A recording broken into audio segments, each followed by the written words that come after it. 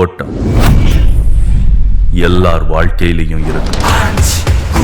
சில பேர் சந்தோஷத்தை தேடி ஓடுவாங்க, சில பேர் பணத்தை தேடி ஓடுவாங்க. அப்படி ஓடுற எல்லாரும்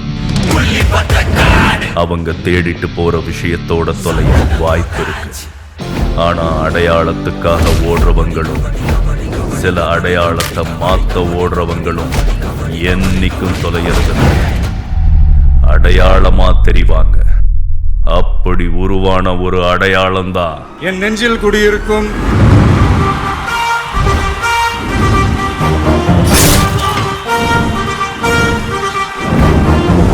தன்னோட அடையாளத்தை மாத்தவும் முக்கியமா தனக்குன்னு ஒரு அடையாளத்தை அடையவும் ஆரம்பிச்ச ஓட்டம் 30 வருஷமா நிக்காம ஓடிக்கிட்டே இருக்கு. அந்த 30 வருஷ பாதை அவ்வளவு எளிதா இல்லை. ஆனா எந்த விமர்சனமும் எந்த தோல்வியும் அவர் ஓட்டத்தை நிறுத்தல. அவரையும் தான் நெடுந்தூரம் ஓட்டம் அவருக்கு வேண்டியதை கொடுத்துச்சு.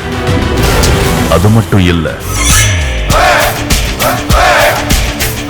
அவர் நிக்கிற உச்சத்துல இருந்து பார்த்தா எந்த விமர்சனமும் அவர் காதுல படல. அதுக்கு பதிலா